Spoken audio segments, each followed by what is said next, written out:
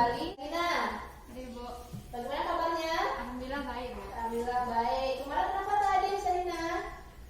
Sakit? Iya. Mudah-mudahan kita selalu sehat dan dalam lindungan Tuhan ya. Apalagi di masa pandemi ini kita harus betul-betul menjaga imun tubuh.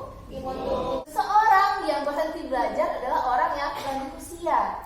Meskipun umurnya masih remaja, seseorang yang tidak pernah berhenti belajar akan selamanya menjadi pemuda.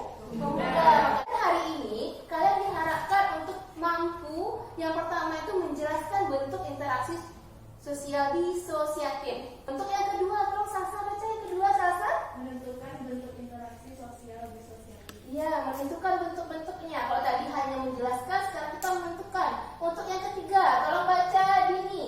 Menganalisis bentuk interaksi sosial disosiatif. Iya, kita analisis lagi. Yang keempatnya, tolong Afifah. Menyajikan hasil diskusi tentang bentuk interaksi sosial disosiatif. Oke, jadi empat inilah tujuan pembelajaran kita hari ini. Kalian harus mampu melakukan semuanya itu dengan disiplin, jujur, kerjakan. Ada dibaca di rumah belajarnya? Ada. Tolong juga buku paketnya dibuka ya. Jadi silahkan disinkronkan apa materi kita hari ini. Cari di buku paketnya.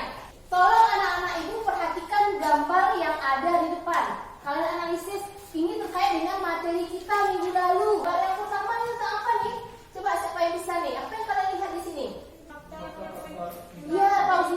Pada gambar nomor 1 itu masuk pada faktor-faktor terjadinya interaksi sosial internal, yaitu untuk melanjutkan keturunan. Oke, terima kasih Fauzia. Kita beri aplaus untuk Fauzia.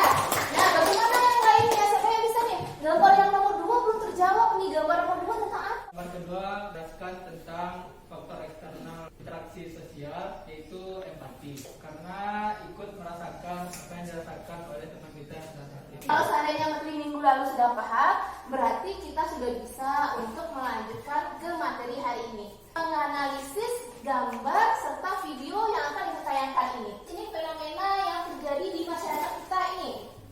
Apalagi sebentar lagi kita akan memasuki 17 Agustus. Banyak sekali biasanya acara-acara seperti ini.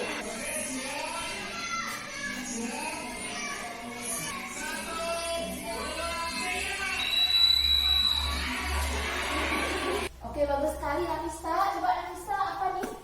Video tentang apa ini? Yaitu menjelaskan bahwasanya ada anak-anak yang sedang berlomba. Lomba apa ini? Karung ya. Tentang apa lagi nih? Siapa yang bisa coba? Dini, coba Dini. Tentang apa ini, Din? Tentang persaingan. Kita amati video ini. Kira apa yang bisa disampaikan ke teman-temannya? Hasil pengamatan. Oke, bagus sekali.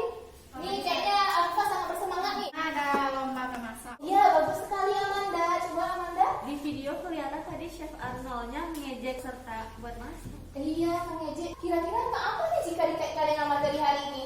Ada yang sudah baca belum? Udah? Nah, siapa yang bisa?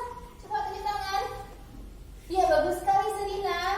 Adanya kontroversi di dalam tayangan video tersebut. Ada kontroversi ya, ada kontroversi. Kontroversi itu lain aja artinya ya. Jadi kita beri aplaus lah kepada teman-teman kalian. Ibu minta untuk mengerjakan LKPD secara berkelompok. Selain 2 gambar, kalian juga akan mengerjakan tugas tentang artikel yang terdapat pada LKPD.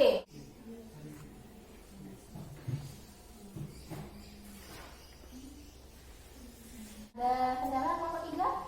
Tidak, alhamdulillah. Kalau dia, gambar apa? Ada majikan sama bos. Majikan sama bos sama ya. Sebutan aja yang beda ya. Nah, majikan sama bos, apa lagi tuh? Majikan dengan pembantunya. Jadi yang kedua apa? Spanduk dicoret. Berarti tidak menghargai ya. Kelompok 3 artikelnya sudah? Sudah, sedang. Oke, lanjutkan ya. Silakan diskusikan artikelnya. Bagaimana dengan kelompok 2? Anak-anak, kelompok 3 sudah siap untuk menyajikan hasil diskusinya. Kelompok yang lain siap untuk menanggapi? Siap ya? Masih semangat kan? Masih semangat ya. Pertentangan mempunyai bentuk-bentuk. Yang pertama yaitu pertentangan pribadi. Yang kedua, pertentangan rasial. Cuman pertentangan tidak hanya terletak pada perbedaan ciri fisik, tetapi juga oleh kepentingan kebudayaan. Seperti yang kita lihat pada gambar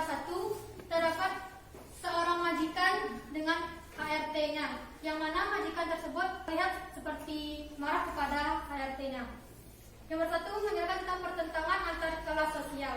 Saya akan mencoba menjawab pertanyaan dari artikel yang terletak pada lembar kerja 2. Pada Agustus 2019, publik di Indonesia terkejut melihat kemarahan orang Papua atas kasus rasisme terhadap para mahasiswa Papua di Surabaya pada tanggal 16 Agustus 2019. Yaitu kita dituntut harus lebih memiliki sikap kemanusiaan, bahwa kita semua hanyalah ciptaan yang Maha Kuasa, dan memiliki sikap toleransi antar ras, menghargai antar sesama agar tidak terjadi hal yang menimbulkan bentrokan. Yang kedua, tidak memprovokasi, dan yang terakhir tidak melecehkan antar sesama. Apakah dari teman-teman ada yang ingin menanggapi? Pak Putra, silakan.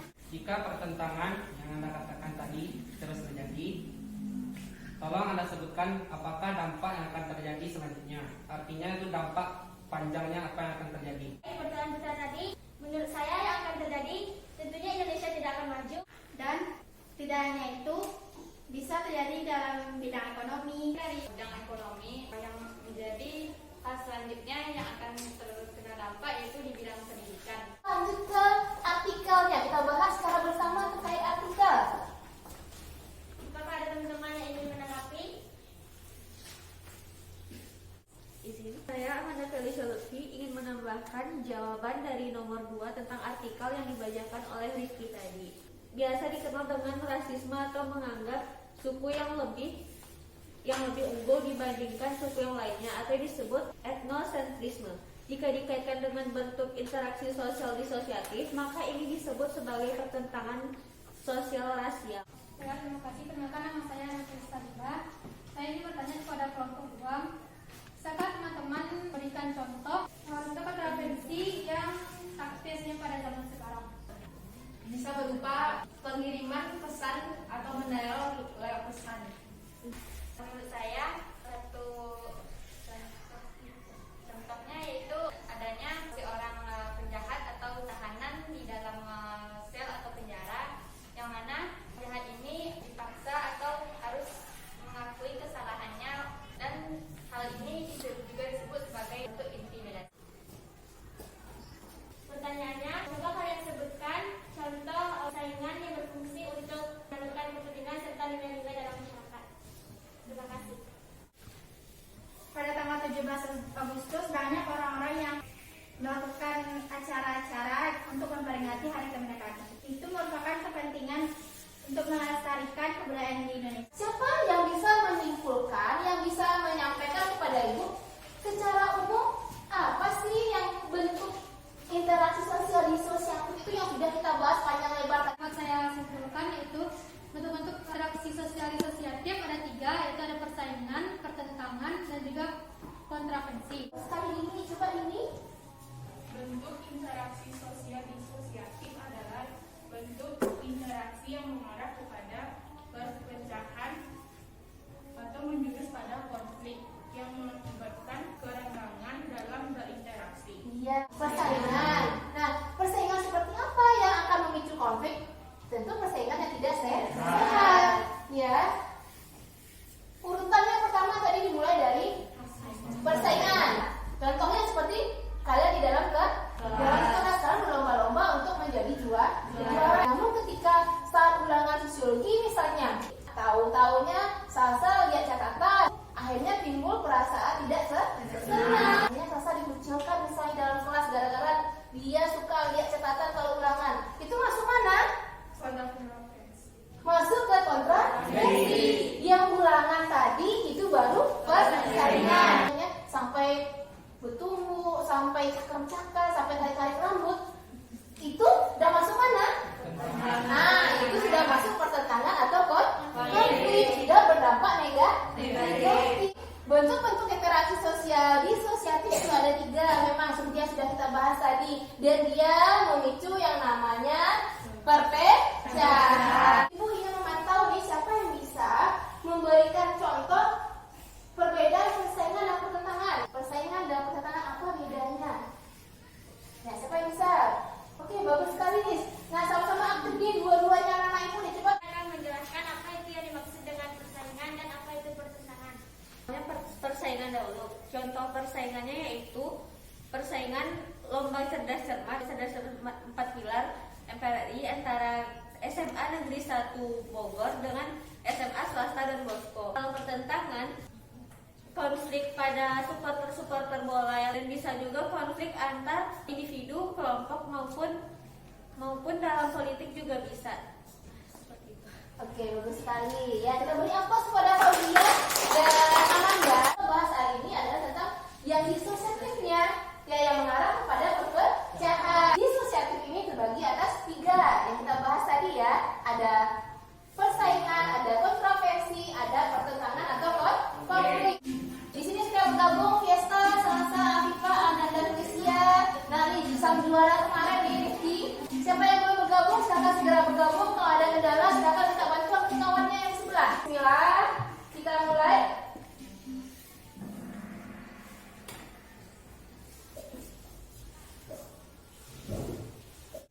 Soal keempat, bentuk interaksi sosial yang terjadi pada kutipan artikel. Yang artikelnya pada dasarnya sudah kita bahas tadi. Silakan kalian pilih yang mana. Nah, diingat lagi diskusi tadi tentang apa ya? Soal terakhir, pertentangan antar kelompok supporter bola merupakan fenomena sosial yang termasuk interaksi disosiatif. Apakah konflik, kerjasama, adjudikasi atau konsiliasi? Kita lihat siapakah pemuncaknya.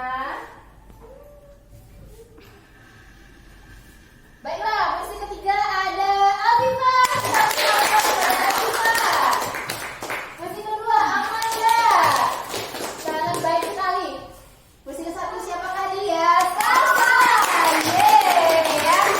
Ya, silakan pemuncak ini berdiri di depan. Posisi pertama, kedua, ketiga.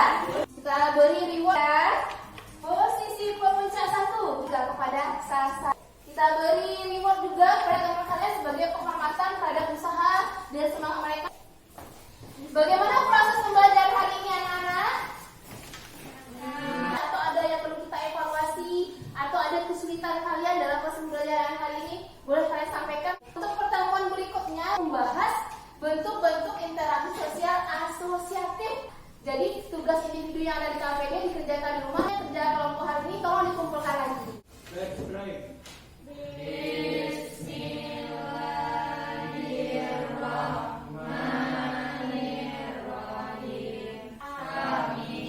Proses pembelajaran hari ini ditutup dengan sebuah pantun.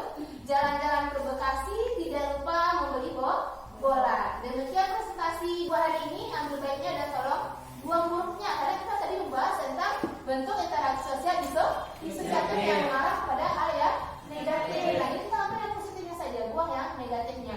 Dan karena di masa ini masih pandemi COVID-19, apalagi ditambah ada varian baru Delta yang semakin ganas, Ibu minta kepada kalian untuk tetap menjaga minimal 3M. M yang pertama itu apa, Bu?